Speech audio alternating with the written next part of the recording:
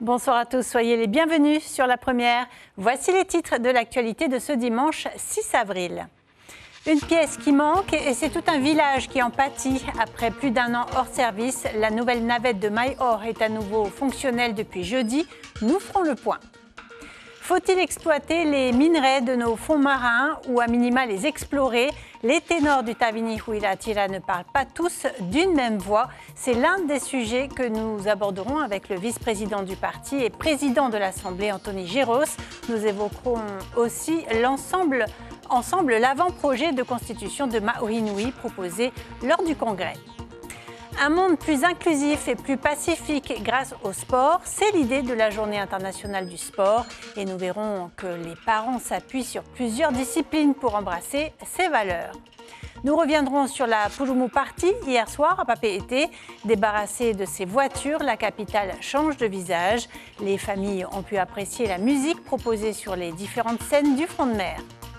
Enfin, nous reverrons les magnifiques images de Giluko au Tuamotu à Tikehau. Notre Fénois d'avant nous ramènera plus de 25 ans en arrière pour un focus sur les photographes de surf. Mais d'abord, direction MyOr, où les problèmes moteurs de la nouvelle navette maritime semblent se régler. Pendant plus d'un an, c'est l'ancien bateau qui avait dû reprendre du service et transporter les passagers entre MyOr et Moorea.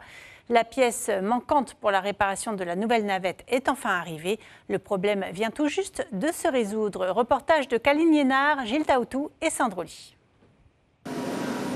Presque 2 ans que la nouvelle navette Tapu Emanu 4 n'avait pas accosté au quai de MyOr. Un soulagement pour les habitants de l'île, car ce bateau met environ 1 heure de moins que l'ancien pour effectuer la traversée. Ce navire-ci va beaucoup plus vite. Par contre, pour le transport de marchandises, l'autre bateau est mieux. Mais s'il ne s'agit que du transport de passagers, celui-ci est mieux.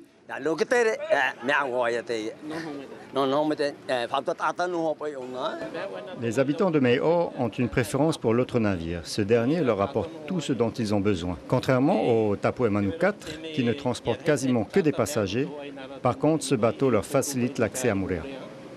Autre avantage, il peut transporter 2 fois plus de passagers, 30 personnes maximum, de quoi faciliter la vie de la vingtaine de collégiens et lycéens de MyOr. À partir d'aujourd'hui, quand nos enfants iront à l'école, on ne s'inquiétera plus. En très peu de temps, ils seront à Moorea.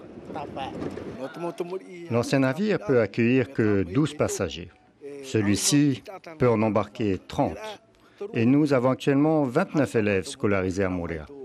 Ils n'auront donc besoin que d'un voyage. Désormais, MyOr dispose de 2 navettes maritimes, l'une pour les passagers, l'autre pour le fret. Une avancée qui permet de désenclaver un peu plus l'île interdite. Faut-il suivre le chemin des îles Cook pour explorer et peut-être exploiter nos ressources minières sous-marines? Au Tavini Huiratira, le sujet n'est pas tabou, bien au contraire. Certains ténors du parti y voient une source de revenus majeure. La France est en tout cas pour le moment contre l'exploitation. Les fonds marins du Pacifique sont pourtant très convoités. Mélénie Gamblin, Taïvaribé.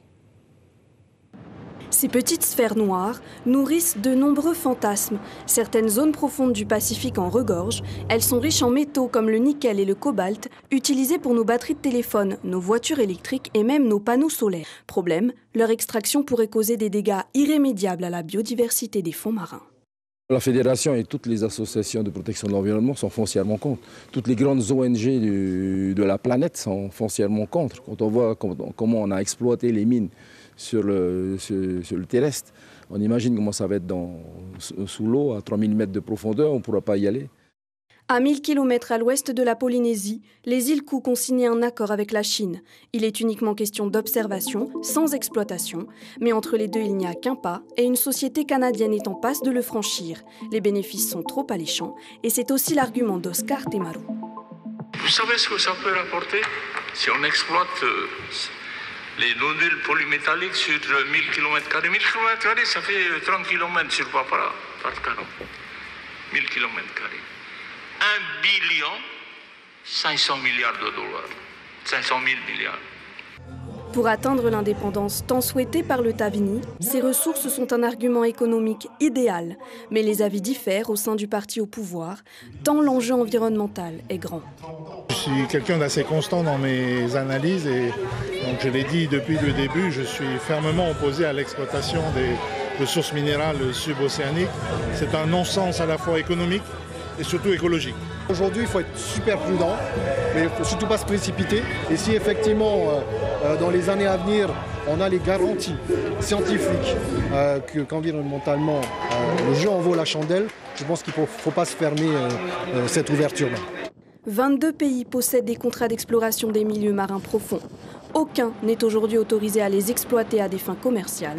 L'autorité internationale des fonds marins veille au grain et doit adopter un code minier cette année. Bonsoir Anthony Géros, bienvenue. Merci d'être sur la première. Vous êtes vice-président du Tavini Huiratira et président de l'Assemblée de la Polynésie. Hier, vous avez présenté votre avant-projet de constitution. En préambule, vous évoquez le lien intrinsèque à l'océan. N'est-ce pas paradoxal avec votre volonté affichée d'exploiter les fonds marins ? Non, je ne pense pas que le Tavini Huiratira ne prend pas ce sujet au sérieux. D'ailleurs, nous avons mandaté un membre du Tavini Huiratira, un chercheur qui est professeur à l'université, en l'occurrence M. Keitapu, pour se joindre à une conférence internationale de scientifiques en Norvège qui justement se penche sur la question. Donc on attend son retour pour voir qu'est-ce qu'il en est, où en sont les avancées en matière de protection environnementale. Mais je pense que dans nos fonds marins, la première des choses à retenir, c'est cette résolution qui a été prise par l'Organisation des Nations Unies dans le cadre du cas de la Polynésie, en reconnaissant la pleine souveraineté du peuple polynésien sur toutes ses ressources, et y compris les ressources sous-marines.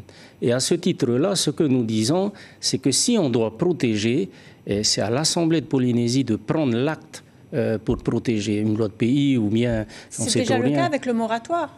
Non, mais c'est une délibération, c'est une résolution. Donc, parce que le propriétaire de ces biens, c'est l'État français. Donc c'est pour ça que nous disons, nous voulons rappeler à l'État français que nous sommes propriétaires de ces richesses. Oui, le président Moetai Broderson est foncièrement contre, en lui en tout cas. Pour l'instant, les études montrent les effets négatifs des extractions, pour l'instant en tout cas, sur l'environnement. Vous pourriez sacrifier les fonds marins pour l'indépendance? Mais non, Cybèle. Mais c'est insensé, ça n'a pas de sens.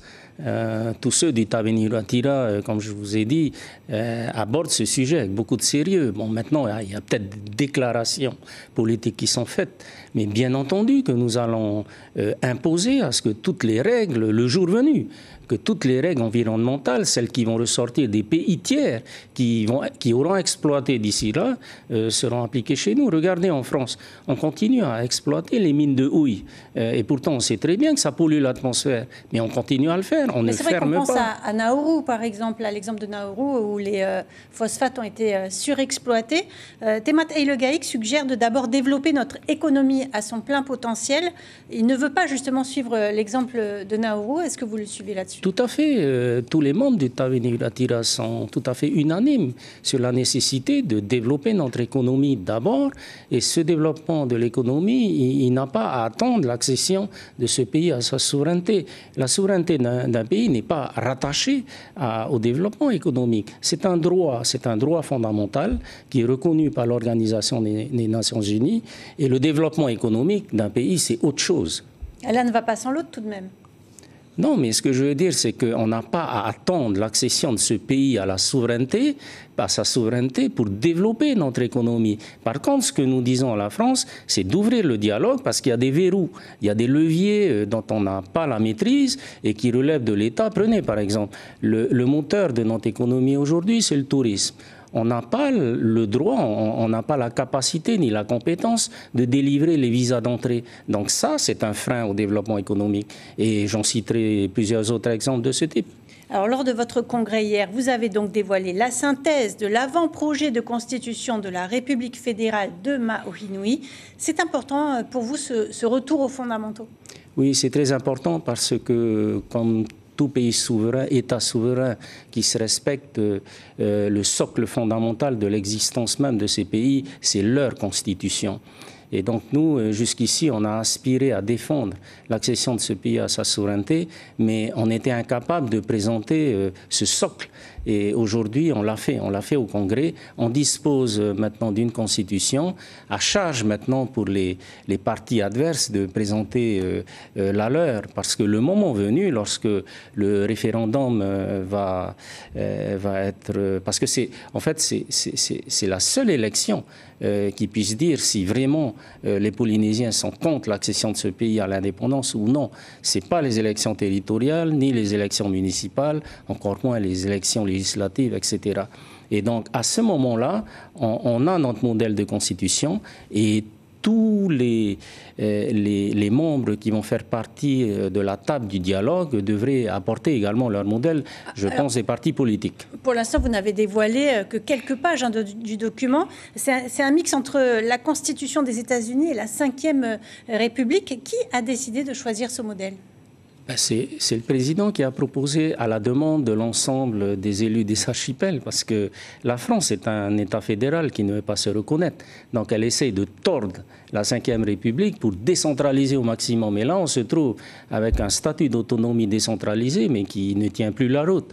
Et donc, alors que si on était dans un modèle d'État fédéré, là, on pourrait avoir une autonomie de développement économique, une autonomie politique propre, et c'est ce que recommande la Constitution que nous proposons. Et il est question que les maires aient un pouvoir de justice dans les archipels. Est-ce qu'on ne revient pas un peu en arrière? Est-ce qu'il ne faut pas garantir la séparation des pouvoirs? Non, ce que je veux dire par là, c'est qu'il y a deux modèles qui existent dans le monde au niveau des États souverains. Il y a le modèle de ce que nous connaissons aujourd'hui, ce qui est appliqué dans la République française. Et puis il y a le modèle des États, de l'État fédéral avec les États fédérés. Prenez par exemple Palau. Palau, c'est un pays composé de 160 ou 180 îles, qui est un État fédéral en lui-même, et puis 16 États fédérés. Et ils ont 17 000 habitants. Donc voilà, c'est un modèle de constitution. Exemple sur la Micronésie notamment. Alors, autre sujet abordé pendant ce congrès, les élections municipales. C'est pile dans un an. Temat Eilegaïk est d'ores et déjà soutenu par Oscar Temaru. On écoute Temat Eilegaïk. Je remercie le président Oscar Temaru d'avoir officialisé le soutien du Taveni à ma candidature pour Papeete, car ces derniers mois et ces dernières semaines, il y a eu des tentatives de déstabilisation de cette préparation aux élections municipales, puisque plusieurs noms ont été annoncés de notre côté, peut-être pour essayer de nous diviser. Pour moi, le prochain maire de Papeete, il s'appelle Temat Eilegaïk. Ce qui a été annoncé ce matin, c'est qu'il sera soutenu par Chantal Gallnon, qui sera sur sa liste, sans être candidate à la mairie, bien entendu, parce que j'ai interdit à tous mes ministres d'être candidats à quelque mairie que ce soit, à commencer par moi. Et donc, je crois qu'il y a eu une autre annonce, je ne sais pas si elle va être confirmée par le comité directeur, c'était pour Marina, l'annonce que Émile Vernodon serait tête de liste à Marina. Écoutez, on va attendre la confirmation de cette annonce.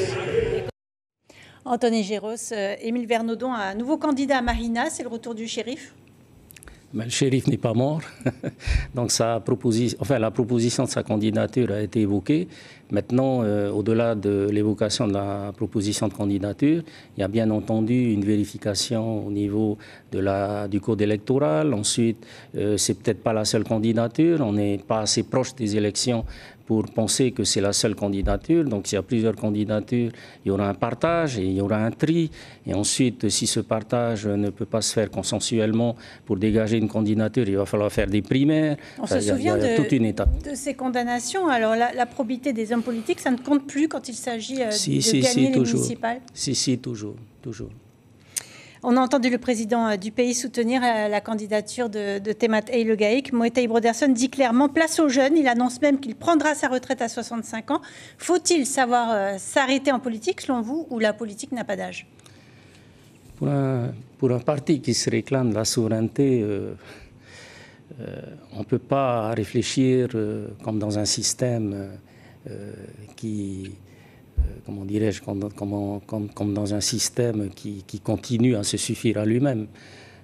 Nous voulons accéder à notre pleine souveraineté, et le leadership dans l'accession à la pleine souveraineté est essentiel. Sans quoi le message se dilue et il se perd. Donc on est obligé de garder quand même un leadership. Et c'est pour ça que je dis, il ne faut pas être trop absolu quand on dit on va s'arrêter à tel, je sais pas, au bout du 2e mandat, du 3e. D'abord, on est en République française. Hein, et en République française, il y a une loi qui limite les mandats. Je pense qu'il faut s'en tenir. Alors, en Polynésie, pour l'exécutif, c'est 2 mandats consécutifs. Et dans votre constitution, en France, c'est 3 mandats consécutifs. Pardon ? Dans votre projet de constitution, c'est 2 mandats aussi. Tout à fait, tout à fait. Quand on sera souverain. Est-ce que vous vous présenterez, vous, à Paea à nouveau ? Oui, je me présenterai à Paea. Oui. Alors, parmi les résolutions du parti hier, l'une concerne les législatives. Le parti ne veut plus de candidats Tavini aux législatives. Alors, pour quelle raison ? Le Tavini Ratira, dans ses fondamentaux, au début, dans sa création, n'a jamais trouvé la participation d'un candidat du Tavini aux élections nationales, pas que les législatives, comme étant quelque chose de fondateur pour un parti qui se réclame de sa souveraineté. Parce que qu'est-ce qu'un législateur, qu'il soit au Sénat ou dans la Chambre des députés, c'est quelqu'un qui réfléchit à des lois, qui écrit des lois et qui vote des lois. Mais il réfléchit pour qui? Des lois réfléchies pour qui? Pour les besoins de la nation, pas pour les besoins de notre petit pays ici. Mais ça a été une tribune donc, tout de même pour vos députés. Vous avez eu plusieurs députés Tavini, ça a été un succès à l'Assemblée. Oui, mais la tribune, ouais, c'est bien. Ben, il y a une tribune bien plus éloquente que celle-là, c'est au niveau de l'ONU, la 4e commission. On a droit de parler, on a droit de citer. Et donc ça, c'est une vraie tribune. Parce que là, il y a 193 pays membres de l'Organisation des Nations Unies qui peuvent par exemple, voilà, si on va revenir sur les ressources marines, si tu permets, Cybèle, quand on voit par exemple que l'ONU nous dit « vous êtes propriétaire de ces ressources », y compris celles qui sont sous l'océan. Mais est-ce que la France a pensé seulement à la Polynésie quand elle a enterré ses bombes et fait sauter ses bombes dans le sol polynésien? Donc elle n'a pas pensé à sauvegarder l'environnement, elle n'a pas pensé à préserver l'avenir de cette population. Nucléaire. Ben voilà, donc c'est pour ça qu'aujourd'hui on n'a pas de leçon à recevoir de l'État français. Merci beaucoup Anthony Géros d'avoir accepté de répondre à nos questions ce soir. La passion du sport et ses valeurs universelles, bon nombre de parents misent sur le pouvoir positif d'une pratique sportive. En cette journée internationale du sport, Théophane Tejitua et Teiva Ribé se sont rendus au parc Vairei et à Mataia. VTT, danse ou Va'a, les jeunes ont le choix pour s'épanouir et se dépenser. On envoie tout, on s'amuse et à fond sur le sport, quoi. Dernier réglage pour Mihimana avant le coup d'envoi. Dès le premier tour de pédale, elle donne tout pour aller chercher la plus haute marche du podium. Elle termine finalement à la 2e place du classement général, une performance qu'elle accueille avec le sourire, car au-delà du résultat, c'est l'amour du sport et le goût de l'effort qui l'incitent à participer. On peut s'amuser, on peut s'épuiser, on peut s'amuser avec les copains-copines. La santé mentale, physique, ça fait du bien sur tous les points. Ils étaient 54 au départ de cette première compétition de VTT. Beaucoup sont venus pour retrouver des amis, mais aussi pour repousser leurs limites, peu importe l'âge. Ça pédale tout seul. On appelle les jambes et puis on envoie la sauce. Pourquoi on choisit ce sport? Je sais pas, c'est le plaisir d'être dans la nature surtout. Et puis, il n'y a pas de voiture, comparé à la route. On fait de la course à pied, du triathlon, mais bon, on va dire que c'est un endroit où on se plaît bien avec plein de copains. Thierry Trompette Deserville, de son côté, prépare son groupe de danseurs en pleine organisation pour le Heiva Heti. Cette journée est un moyen idéal pour renforcer l'unité et l'esprit d'équipe au sein de son groupe. Les sorties pirogues, ça nous permet aussi de maintenir un petit peu une activité physique en dehors de la danse. Le sport apporte des bienfaits, premièrement physique pour notre physique, mais aussi pour notre santé mentale. Ça fait du bien de temps en temps de s'évader en dehors du travail. Jerry, lui, est un vétéran du VA. Pour lui, la rame, c'est plus qu'un sport, une passion de toujours, un mode de vie. Celui qui pense que le sport n'est pas bon pour la santé, je ne sais pas pourquoi il vit sur Terre. Donc le sport, c'est important, s'entretenir. Quand on parle du sport, nous, c'est le VA. Le VA, ça fait partie de notre culture. Le sport rassemble, renforce les liens et favorise le bien-être. Cette dynamique s'inscrit pleinement dans l'esprit de la Journée mondiale de la santé célébrée demain. Donc n'oubliez pas, sportez-vous bien. Il y avait foule hier soir à Papeete. Sans voiture, le front de mer change de visage. La 10e édition de la Purumu Party a attiré les familles. Il faut dire que l'événement est gratuit. De 18h à 22h, 12 groupes et artistes locaux répartis sur 4 scènes ont littéralement fait vibrer la capitale. Kalini Enar et Dylan Fels. Le front de mer noir de monde, la Purumu Party rassemble toutes les générations. Les artistes locaux démontrent tout leur talent, reprises de chansons locales, françaises, en passant par l'international, sans oublier l'époque de Tahiti d'antan. Papeete se transforme en piste de danse à ciel ouvert. On est sortis de chez nous pour pouvoir encore venir s'amuser à la bonne musique. Et Harry, on l'a entendu, et comme j'ai déjà entendu sans vraiment voir de face, et là c'est chapeau. Au fil des ans, la Purumu Party est devenue un événement familial et amical incontournable. Il y a ceux qui viennent pour la première fois, mais aussi les habitués, car tous les concerts sont gratuits. Moi je suis venue découvrir, je connais aucun groupe, et du coup, grande surprise, j'aime beaucoup. C'est la première fois que j'assiste à la Purumu Party et je trouve que c'est vraiment un événement super. Il y a plein de chansons, il y a plein d'artistes et ça donne une bonne ambiance en ville, quoi. Après plusieurs années de rendez-vous, on a pris l'habitude de venir manger entre amis, entre familles. Déjà on est venu, mais après j'y vais comme ça, on a plein d'options. L'animation, le site, les sécurisé, puis on peut venir tranquillement. Le temps d'une soirée, les tracas du quotidien sont oubliés. La Purumu Party, ou quand les Polynésiens font revivre le front de mer au rythme des battements de la musique et des cœurs heureux.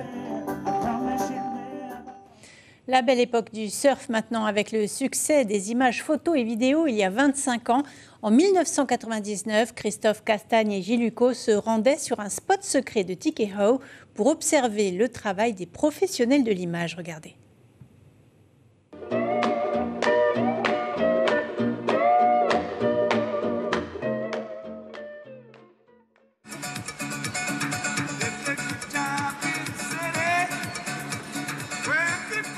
Une vague parfaitement déroulée à 2 pas du rivage, des conditions parfaites pour des images qui feront le tour du monde.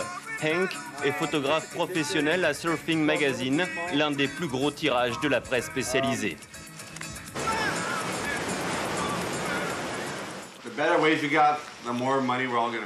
Plus tu as de belles vagues, plus tu gagnes d'argent. C'est Mère Nature qui décide. La majeure partie de l'argent du surf vient des fabricants de vêtements. Les entreprises engagent des surfeurs professionnels pour la promotion de leurs produits. Tout cet argent tourne dans un cercle vicieux. Dans ses bagages, Hank a emmené 6 surfeurs professionnels, dont 5 hawaïens. Ils partagent leur temps entre compétition et voyages de surf, de quoi assouvir leur soif de très belles vagues à moindre frais. Si tu pars pour un voyage de surf et que tu as des images publiées, tu gagnes de l'argent, c'est un revenu en bonus du salaire. Ces vagabonds du surf business respectent une règle tacite, garder le spot secret. Sur les images de Hank ou Larry, le caméraman, une seule mention, Pacifique Sud, rien de plus. Dans mes films, je ne précise jamais l'endroit. Je ne suis pas un guide pour touristes. Ici, ça pourrait être n'importe où. Je ne me sens pas obligé de dire où on est. À son retour à Hawaï, Larry vendra des cassettes vidéo avec les plus belles images de son voyage. S'ils veulent retrouver cette passe, les surfeurs en mal d'eau turquoise devront faire leur propre enquête. On arrive au terme de ce journal. Je vous en rappelle l'information principale. 1 an avant les municipales, les premières candidatures sont officialisées par les grands partis. Temat Eilegaïk sera le candidat bleu ciel à Papeete. Oscar Temaru l'a publiquement soutenu hier au congrès du Tavini. Le soutien du parti bleu ciel à Émile Vernodon est encore en discussion. Anthony Géros, quant à lui, compte bien être réélu à Paea. Sur la première, ce soir, le téléfilm With This Ring sera suivi du documentaire La fabrique du mensonge. Le quotidien Tahiti Info titre demain Congrès du Tavini, 2 générations, 2 visions et un seul objectif. Demain, ne manquez pas les premières infos sur Polynésie, la première radio avec Miri Tumatariri et Abinera Tematahotoa dès 6h. Lucille Guichet vous accompagnera tout au long de la semaine dans vos JT. On se quitte sur les images du Festival des Australes tourné par Arthur Thiari. Belle soirée sur la première et à bientôt.